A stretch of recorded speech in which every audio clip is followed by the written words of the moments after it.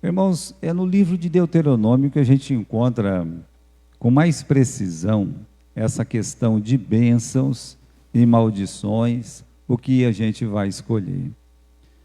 A verdade é que quando Deus coloca, bênção ou maldição, realmente é uma escolha. Você vai escolher que tipo de vida que você vai viver diante do seu Deus. Se é uma vida de desobediência ou se é uma vida de obediência. Isso aí fica claro desde o começo. A primeira conversa de Deus com o ser humano, com Adão e Eva, foi debaixo desse padrão. Olha, você não coma da árvore do conhecimento, do fruto da árvore do conhecimento do bem e do mal. Porque no dia que você comer, você vai morrer. Então, isso que a gente está lendo aqui no capítulo 26, que se repete no final do livro de Deuteronômio, nada mais é, meus irmãos, do que uma continuação daquilo que tem desde o princípio. Ou seja, o nosso Deus, soberano Deus, Criador dos céus e da terra, o Deus Altíssimo, Ele tem o seu próprio jeito de ser amado, adorado e servido. Você não vai definir que tipo de serviço você vai prestar para Ele e Ele vai se agradar. Você não vai escolher que tipo de adoração Ele quer. Ele fala para nós o que Ele deseja.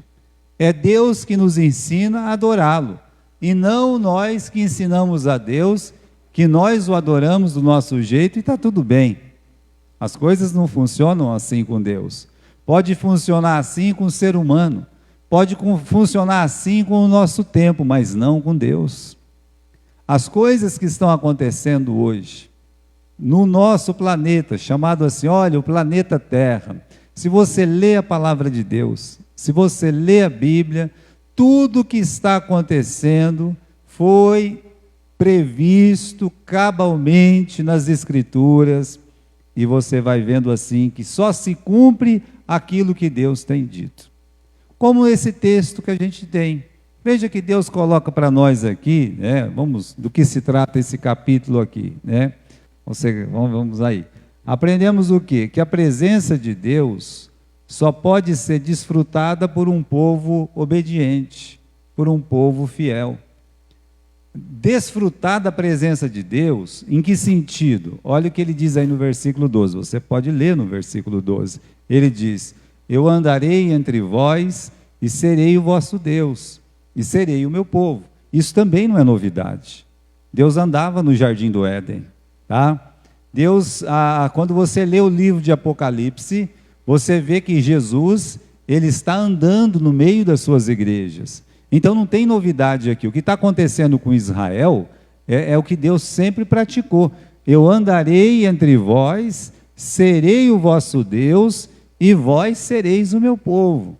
Então aqui, a gente aprende nesse capítulo que a presença de Deus só pode ser desfrutada por um povo obediente e fiel, Agora, esse versículo 12 aqui, ele precede um se, sabe? Se, ou seja, olha, eu vou andar no meio de vós, eu serei o vosso Deus, se, correto? Se o quê? Olha aí no versículo 3, se andares nos meus estatutos.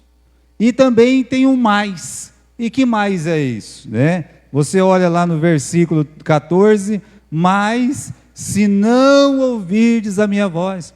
Então, esse versículo 12, ele está colocado no lugar certo aí no capítulo 26, porque ele foi colocado por Deus.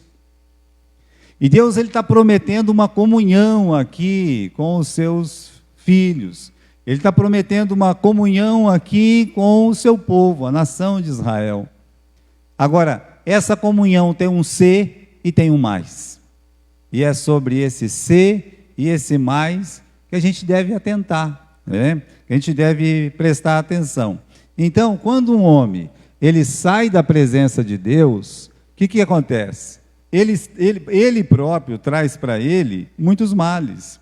Então, se esse mundo está passando por tanto problema, como está passando, como ele está configurado hoje, é o quê? É resultado de um povo, de pessoas completamente afastadas de Deus. Pior, de um cristianismo que não está olhando para a Bíblia para saber como Deus quer ser amado, adorado e servido, né? E também com o Israel de Deus não olhando para o Messias, que é o Salvador. Então acontece exatamente como está acontecendo, né? Reflete o que a gente lê em Salmo 109 e versículo 17. O que nós lemos lá em Salmo 109, versículo 17? A maldição que ele tanto amou veio sobre ele. Algumas pessoas, elas na verdade não amam a Deus, deveriam amar a Deus e a sua palavra. Mas eles amam a maldição. Quer dizer, a Bíblia tem maldições e as pessoas, elas preferem amar a maldição. Então Deus está falando aqui, olha, você ama a maldição? O que é maldição? Maldição é aquilo que Deus diz que é maldito. Então se Deus está falando assim que é maldito e você ama aquilo que é maldição, o que está escrito aqui? Então veio sobre ele. A bênção que ele não deu preferência, dele se afastou. Então, irmãos, um mundo cada vez mais próximo de Satanás, da vontade do diabo, é um mundo que ama a maldição. Então a maldição vem e se encontra com as pessoas. E a bênção, cada vez mais as pessoas separadas da bênção de Deus, porque separado de Jesus é separado da bênção de Deus, então vai se afastando deles, vão se aproximando de maldições e vão se afastando cada vez mais das bênçãos de Deus.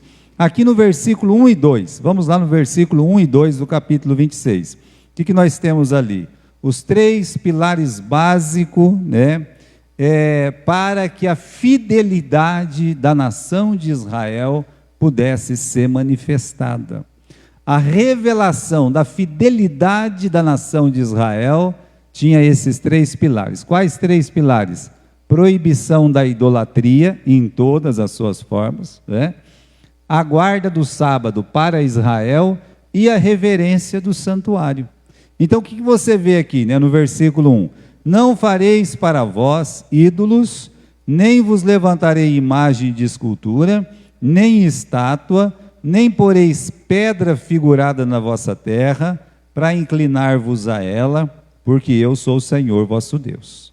Guardareis os meus sábados, reverenciareis o meu santuário, porque eu sou o Senhor, ou eu sou o Senhor. Então Deus começa pelo começo, com a sua nação de Israel. Aliás, os 10 mandamentos já começavam assim também: ouve, ó Israel, né? Só o Senhor é Deus. Então já começa assim, mostrando para o Israel dele, que as nações antigas, eles tinham muitos deuses, eles tinham muitas imagens, eles tinham muitas estátuas, eles tinham muitas esculturas de pedra. E ali aqueles deuses eram adorados, aqueles deuses eram reverenciados, aqueles deuses eram amados, idolatrados. Então Deus já apresentou lá no livro de Êxodo, capítulo 20, ele já mostrou isso para nós. Aqui, meus irmãos, ele está colocando de uma forma muito simples, mas bem precisa mesmo, né?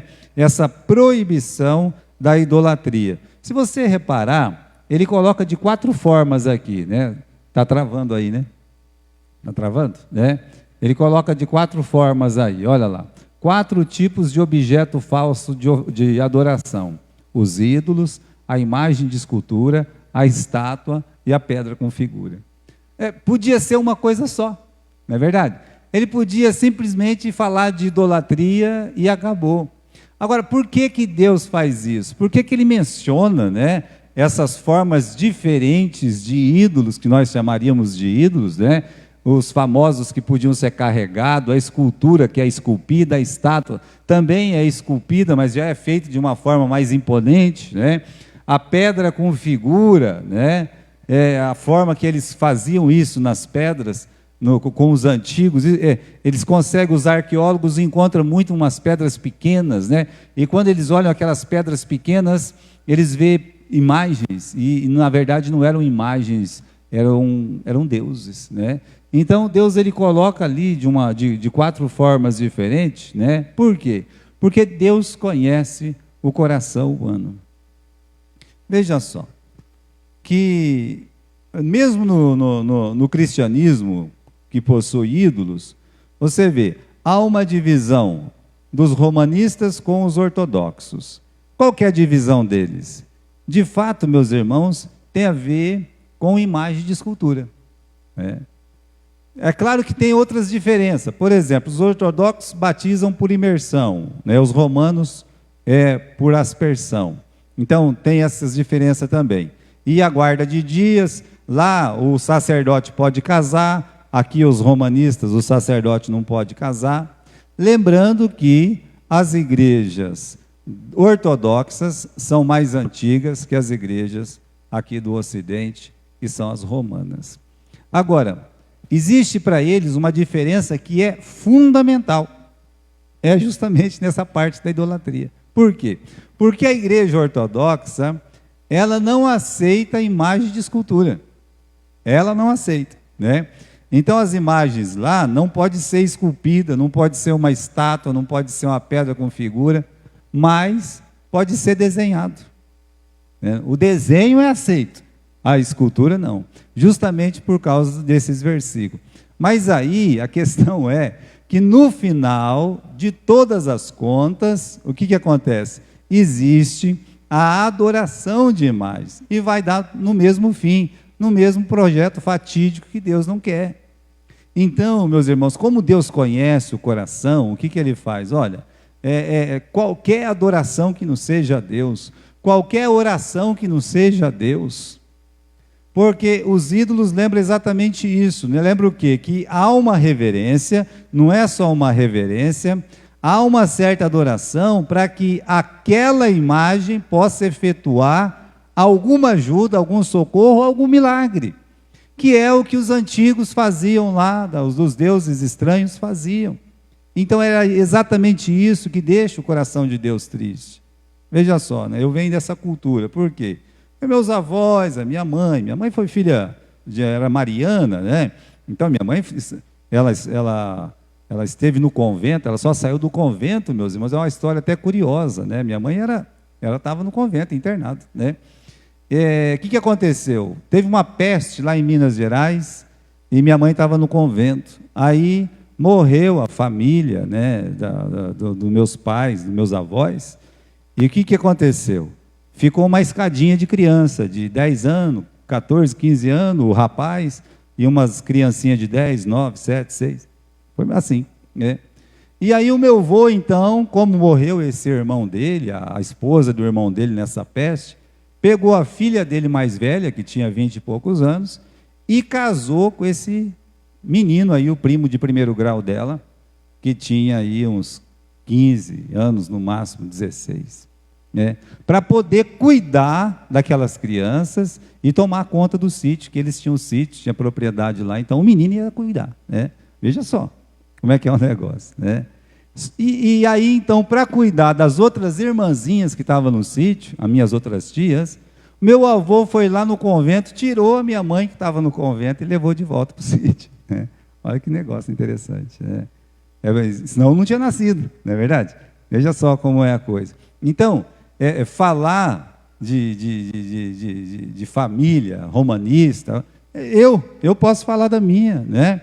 Eu posso falar das vezes que o meu pai ou a minha mãe, que a gente foi lá para Aparecida, a gente foi, né?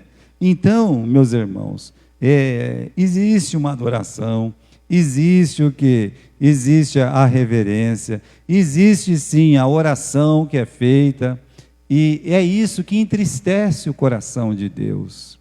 É isso. Então, quando a gente fala, né, pode passar aí, né, quando você olha a idolatria e o Novo Testamento, então, a igreja de Jerusalém, ela não teve problema com a idolatria. Por quê, pastor?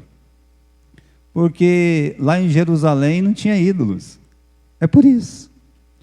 O tempo que Jesus viveu lá, o tempo dos fariseus, dos saduceus, eles não tinham ídolos. Então, a igreja de Jerusalém mesmo não teve esse problema. Quando é que esse problema começou a confrontar o ensino cristão? Começou com o apóstolo Paulo saindo como missionário.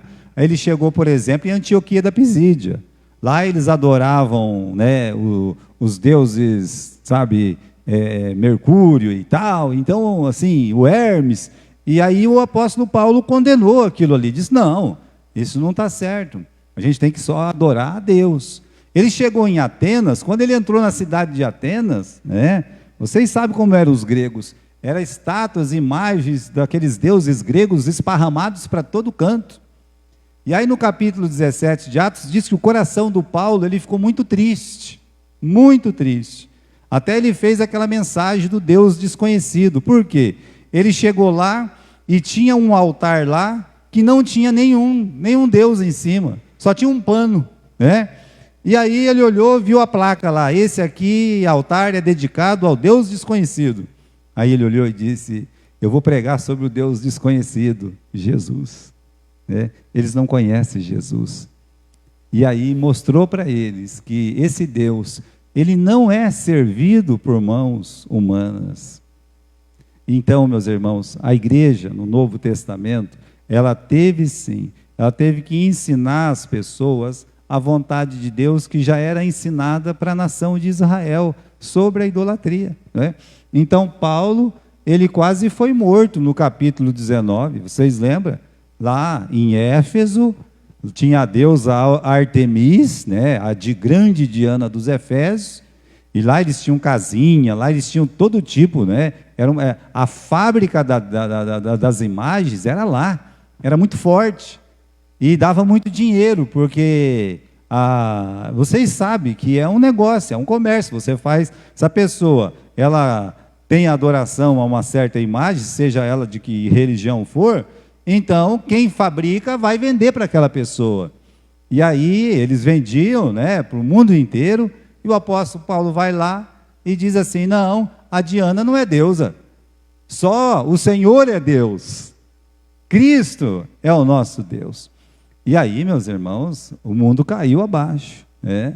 Fizeram lá uma passeata, juntaram os cristãos que tinha na cidade, deram sopapo, peteleco, pontapé, né? E o apóstolo Paulo teve que sair meio corrido de lá.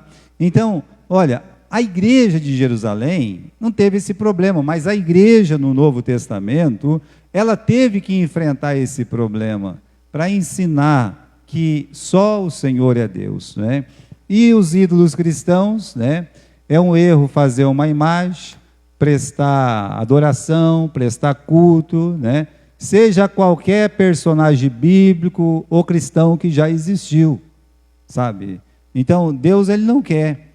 Você não vai ser culpado se você amar um personagem bíblico. Você não vai ser culpado. Ah, pastor, eu gosto tanto do João na Bíblia. Ele amava tanto Jesus, amava. Ame Jesus como João amava. Ah, pastor, eu gosto muito, né? A Maria, eu amo a Maria. Pode amar. Você não vai... Não, Jesus também amou, tá certo? Você, mocinha, seja uma Maria, tá? Você seja uma Isabel. Use o seu corpo como ela usava o corpo dela. Os rapazes, sejam como esses homens do Novo Testamento. O que Deus não quer? Que você o adore. E que você preste culto. Que você possa, em vez de falar com Deus e orar para Deus, falar com eles, porque eles já partiram. Eles já estão na glória. Eles estão ao lado de Deus, sim, no céu. Lá eles estão. E eles vão ficar até nós nos ajuntar com eles. Então, meus irmãos, é isso, né? Então, nós temos que fazer o quê? Nós temos que fazer o que Paulo diz, fugir da idolatria. É isso que nós devemos fazer. Então, como nós temos posto aí, né? Agora vamos para o segundo pilar. Primeiro, é não ter ídolos. Segundo, ainda aí no versículo 2, guardareis os meus sábados, tá? Guardareis os meus sábados. O sábado aqui está no plural, você percebeu que está no plural? É porque um sábado atrás do outro? Não, é porque não tinha só um sábado, não, né? O sétimo dia, o dia aqui, passou o primeiro, segundo, terceiro, quarto, o sétimo dia, o dia do descanso, né? A palavra sábado quer dizer descanso. E o sétimo ano? Pastor, é o sábado, uma coisa é eu guardar o sábado aqui, outra coisa é eu não vou parar um ano. Como não? Tem que parar, né? E quando chegava o sétimo do sétimo, né? Depois de 7 anos, 7 vezes 7, ou seja, 49, você pararia no 7º ano, no 49, e ainda tinha que parar no 50, era 2 anos. Ô louco, mas aí ninguém aguenta. Como é que uma comunidade, eles vão viver do quê? Esse é o propósito do sábado. O propósito do sábado é que a nação de Israel fosse uma nação o quê? Sacerdotal. Sabe o missionário que nós temos hoje? Você sabe o que é um missionário? O missionário, ele sai do lugar dele, ele vai para outro país, ele vai para outra cidade, ele vai para outra vila. O desejo de Deus com a nação de Israel é que Israel aproveitasse esse tempo, aproveitasse esse ano sabático e ensinasse a palavra de Deus para as outras nações. A vontade de Deus é que o Israel dele pudesse realmente subir. Olha, aqueles pés formosos, quão formosos são os pés. Isso não foi escrito primeiramente por um cristão. Onde que está isso, pastor? No livro de Isaías. Mas o Isaías viveu 900 anos, 800, é verdade, é bastante, né? 800, 700 anos antes de Cristo. Mas era para eles fazer, era. Então, meus irmãos, o sábado, o Israel, o pacto de Deus com Israel inclui o sábado, é diferente da igreja. O pacto com Israel inclui o sábado. Agora, uma das maiores provas, né, no pacto de Deus com a nação de Israel, a guarda do sábado, determina para Israel bênção ou maldição, é que Israel não guardou nenhum sábado, nem o semanal, nem aqueles de 7 anos, né? A cada 7 anos parar um ano inteiro, a cada 50 anos parar o 49 e o 50, né? E o que aconteceu? Aquela leva que Deus pegou o Israel dele e levou para a Babilônia, e ficou 70 anos o povo escravo na Babilônia, Deus fez certeza de dizer o seguinte: olha aqui, vocês não guardaram os meus anos sabáticos. Então a terra vai descansar por 70 anos. Era uma coisa séria. Então isso aconteceu, meus irmãos, no ano de 529. Aqui nós estamos mais ou menos nos anos 1400. Ou seja, haviam se passado 1000 anos, praticamente, em Deus ter dado essa lei e eles não terem guardado o sábado do Senhor. E Deus foi lá, descontou um por um. Agora, se isso fosse valer para a igreja, então no ano 1000, o que tinha acontecido? Teria que ter acontecido a mesma coisa conosco, correto? Mas isso aí era uma prova de fidelidade com a nação de Israel, correto? Então, nós temos aqui uma diferença do sábado para a igreja. Nenhuma ordem foi dada para o cristão guardar o sábado, nem no Sermão da Montanha, nem no livro de Atos, e nenhuma carta do Novo Testamento. Você não tem nada que Jesus fale no Sermão da Montanha, olha aqui, né? Você vai ter que guardar o sábado. Não, ele não fala isso. Aliás, meus irmãos, Jesus, de forma errada, ele foi condenado, assim, publicamente. Não guarda o sábado, os seus discípulos não guardam o sábado, porque Jesus fazia milagre mesmo no sábado, ele trabalhava duro no sábado, e os apóstolos estavam fazendo coisa que os outros não faziam no dia de sábado.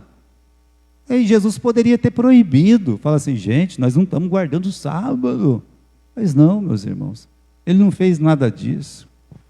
A proposta do sabatista coloca em xeque a doutrina da graça, foi condenada por Paulo. Essa proposta, meus irmãos, você vai perceber isso do sabatista, ele pensa que ele é salvo pelo sábado. Qualquer sabatista, não existe, vai lá, ele vai dizer assim: não, nós somos salvos pelo sábado, vai chegar naquela lei. O sabatista autêntico, aquele que é doutrinado lá dentro das igrejas deles, eles vão fazer isso aí. Eles vão dizer exatamente isso. Você vai vir, olha, você vai discutir com eles, e pergunte para eles como uma pessoa vai para o céu. Pergunte. Eu, pessoalmente, eu não gosto das músicas do Prisma. Eu vou dizer publicamente aqui, né, eu não gosto. E vou dizer por quê. É a forma como eles tratam Jesus. Meu mestre. Quase nunca dizem o meu Senhor, meu Deus, o meu Salvador. Você vai perceber isso. É o mestre. Mas os judeus também chamam Jesus de mestre. Você sabia que os islamitas também chamam Jesus de mestre? Jesus não é só nosso mestre. Não. Ele é o meu Deus. Ele é o meu Senhor. Ele me comprou a salvação, mais do que isso. E a vida estava nele. No princípio era o Verbo, e o Verbo estava com Deus, e o Verbo era Deus. Meus irmãos, Cristo não é esse Deus menor que é apresentado pelo sabatista, testemunho de Jeová, ou os islamitas. É nesse sentido. Então, meus irmãos, quando Cristo veio, Ele fez um pacto com seu sangue. Ele não carregou 2 tábuas não e disse, aqui está o pacto. Não, de jeito nenhum. Ele olhou e disse, este é o meu sangue que é derramado por vós. Esse é o meu corpo que é entregue por vós. O nosso pacto está na cruz, em crer em Cristo, em Jesus. Essa é a diferença, né? Mas para Israel, o pacto do sábado está declarado. A mesma coisa se vê aqui no santuário. Dá uma olhadinha aqui, né? No versículo 2. E vocês vão reverenciar o meu santuário. Agora, de que santuário ele está falando? Ele está falando do tabernáculo, está falando do templo, correto? Porei o meu tabernáculo entre vós. Ele colocou. Deus, ele colocou o tabernáculo dele no deserto, depois foi Siló, depois foi para Jerusalém. Salomão construiu o templo, correto? E os judeus pensam em reconstruir esse templo. Aliás, o muro do templo de Salomão está lá até hoje, que é chamado hoje o Muro das Lamentações. Agora, reverência não era adoração. Não era para eles, meus irmãos, ficar adorando aquele templo, não. Tá? Um respeito no sentido aqui, olha, cada parte desse tabernáculo representava quem? Jesus. Ah, essa cortina branca aqui do tabernáculo, a pureza de Jesus. Ah, esses pés aqui de cobre, isso aqui representa a força de Jesus. Ah, e esse ouro aqui representa a glória de Jesus. E quanto azul representa a divindade de Jesus. Quanto vermelho representa o sangue de Jesus. Era nesse sentido. Ninguém era para ficar adorando, reverenciando, mas para lembrar, né? Então, por isso naquele Salmo 96 é cantado força e formosura no seu santuário, porque representa a força e a formosura de Jesus. Agora, olha a igreja e o santuário.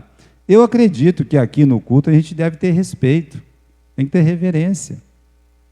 O pastor que está pregando tem que reverenciar. E os irmãos que estão aí têm que reverenciar quem? A Deus. Nós estamos aqui reunidos na presença de Deus. Agora é o seguinte, meus irmãos, né? Vamos voltar aqui no versículo 2, capítulo 26. Reverenciareis o meu santuário. Agora, vamos dizer que alguém vai fazer uma brincadeira aqui, correto? Vai fazer uma brincadeira, como os jovens têm a brincadeira deles, os adultos podem ter também, né? Aí você pega aí, coloca meninas de um lado, os meninos do outro, e torta na cara. E aí? Nós não tem que ter reverência no santuário, mas isso aqui não é santuário. Isso aqui é apenas um prédio. Aí é que está a diferença. Isso aqui, meus irmãos, era para os judeus com o templo, com o tabernáculo. Nem na sinagoga deles, eles teriam que levar a sério isso aqui. Então, o cristão, a igreja de Jesus Cristo, né, a gente deve entender o seguinte: a igreja não é prédio, mas é quando os irmãos eles se ajuntam no mesmo lugar. É assim. Então, nós poderíamos estar reunidos lá fora, sem prédio, e seríamos uma igreja, do mesmo jeito. Igreja somos nós somos o corpo de Cristo, o prédio não. Ah, é por isso que eu não limpo o prédio, é por isso que eu não arrumo, é por isso que eu não ligo mesmo, eu jogo... Não, esse é um porco, né? Então, aí é diferente, tá certo? Então, você vai lá, você tem que ajudar, você tem que cooperar, por quê? Né? Uma vez eu estava lá no meu serviço, logo que eu entrei no meu serviço, eu tinha 12, 13 anos, aí tinha uma placa no banheiro. Nunca vou esquecer da frase: a higiene é fundamental no seu meio de serviço, por isso, preserve-a. Todo dia eu tinha que ler aquilo lá. Se você vai no banheiro, você tinha que ler, né? Papel lá, enorme, feito bonito, feito por um especialista, eu acho, porque não era escrito a caneta, não, né? Ah, que legal isso. Então, nunca mais me esqueci. A igreja é a mesma coisa. Ah, que tipo de reverência? Um respeito pelo lugar, um cuidado pelo lugar. Que bom que a gente tem um lugar, né? Que bom que a gente não precisa ficar lá no meio da rua, porque tem dia que chove, né? Tem dia que o caminhão passa aí, vai parar ali, justamente onde eu estava reunido. Eu já fiz culto, meus irmãos, embaixo de árvore, embaixo dessas coisas. Em Cornélio, quando a gente tinha um trabalho lá no Pérola, a gente alugava uma carroça, levava os bancos para fazer o culto lá.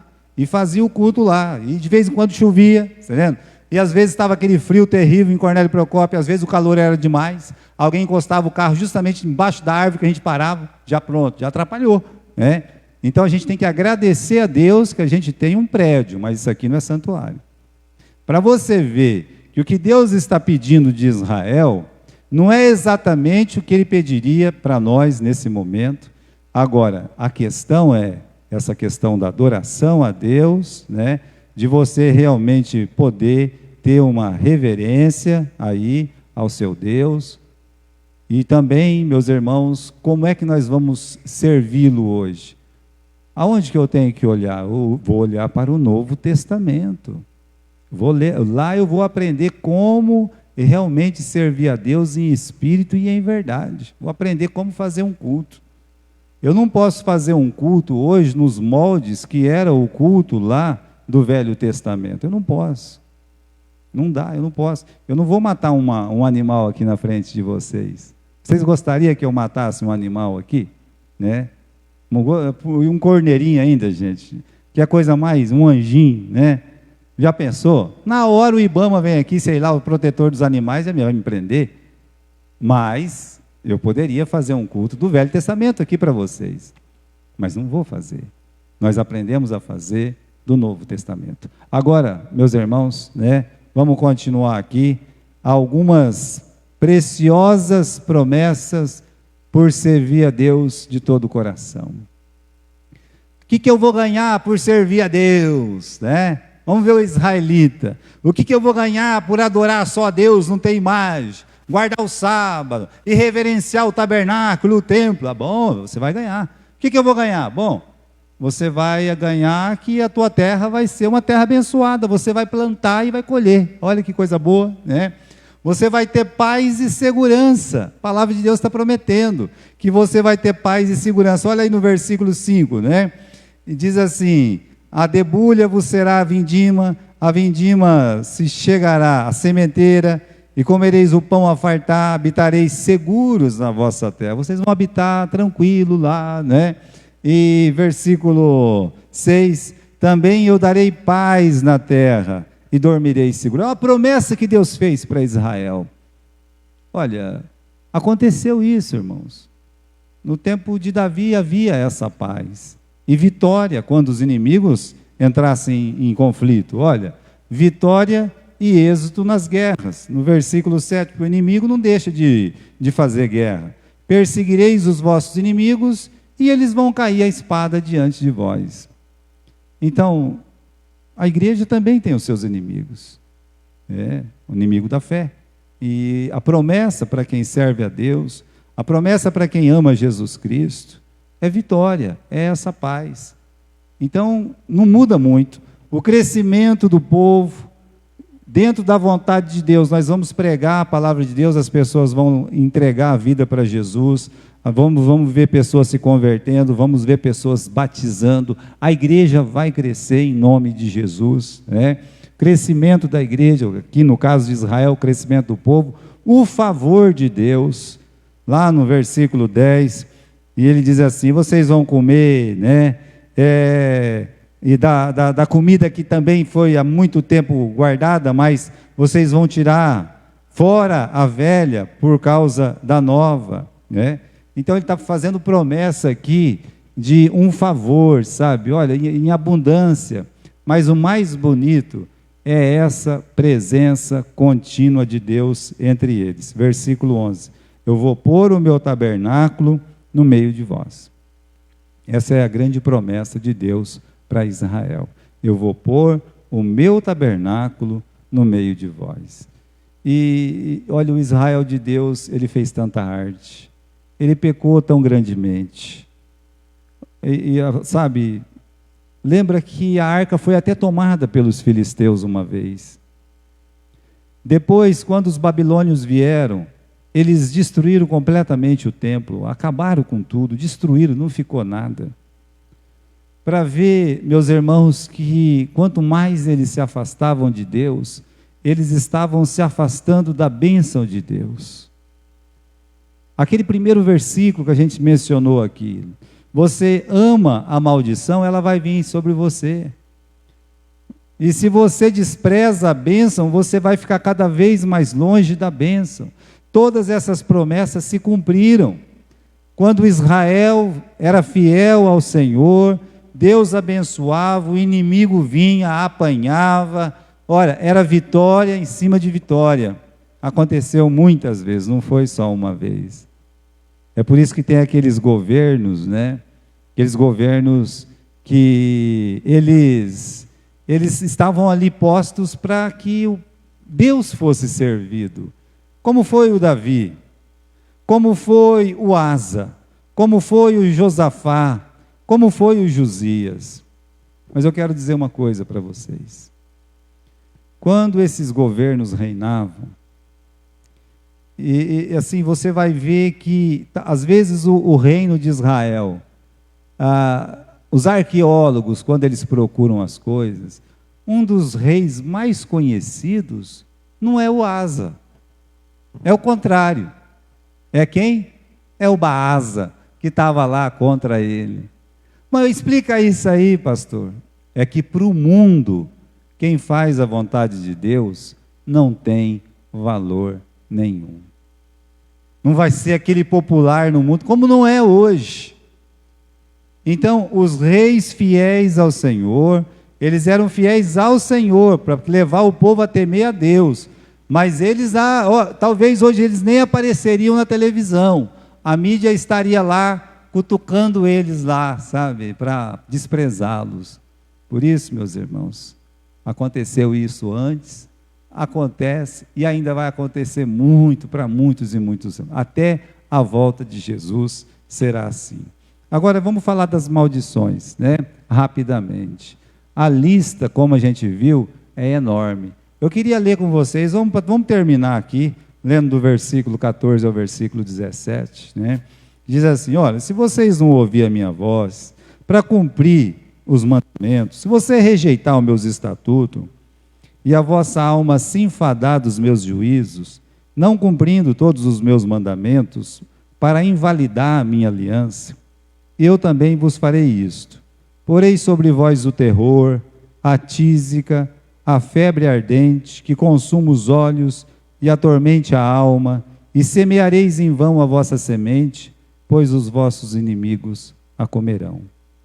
E porei a minha face contra vós, e sereis feridos diante dos vossos inimigos, e os que vos odeiam, de vós se assenhorarão, e fugireis, sem ninguém vos perceber.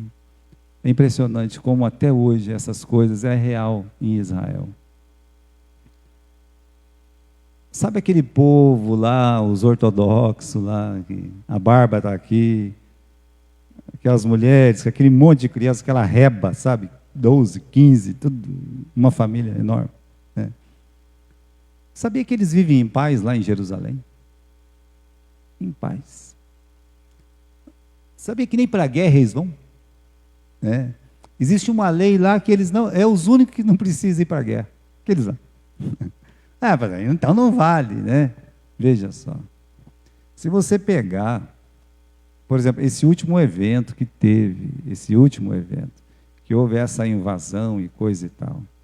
E quando você olha o que estava acontecendo naquele evento, quando você olha e vê quem é que estava sendo adorado naquele evento, até a imagem do Buda tinha lá.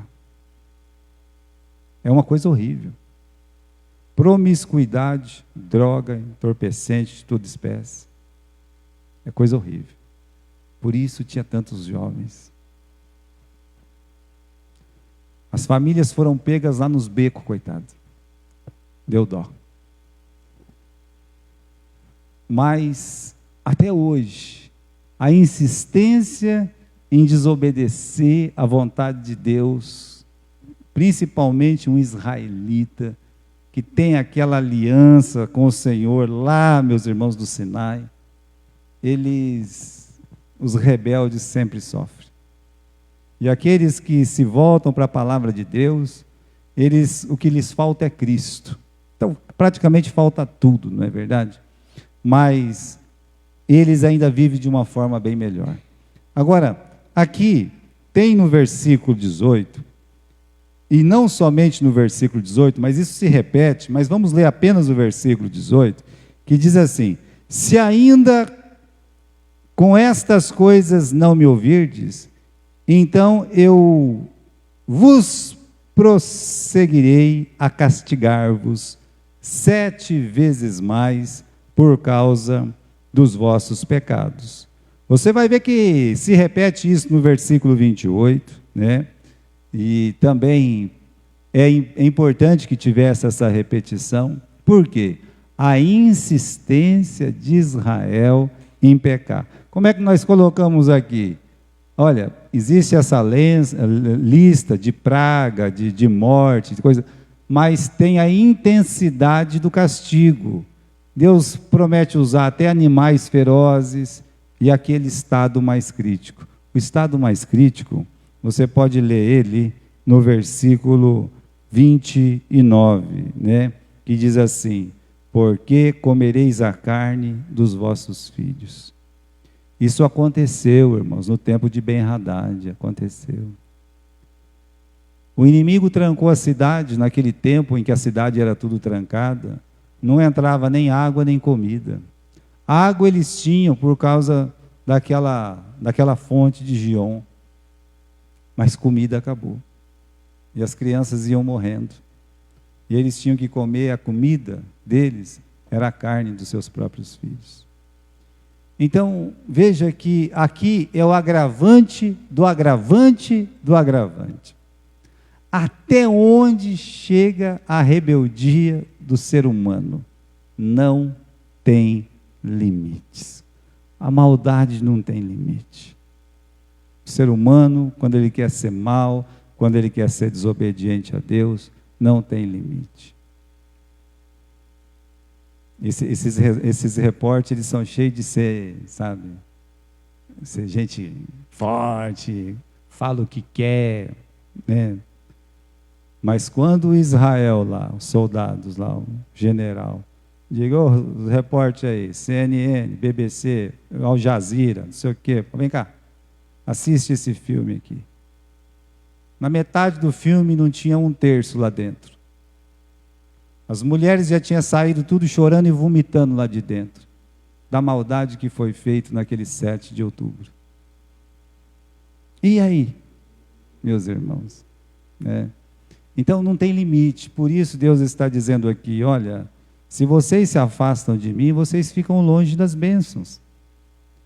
Se vocês me obedecem, vocês estão no caminho da bênção. Mas não é diferente com o cristão. Por que nós sofremos? Porque pecamos. E aí nós temos que pagar o preço do nosso pecado. Não que Jesus não tenha pago na cruz, Mas como fugir das consequências? Impossível. E é caro, é doloroso.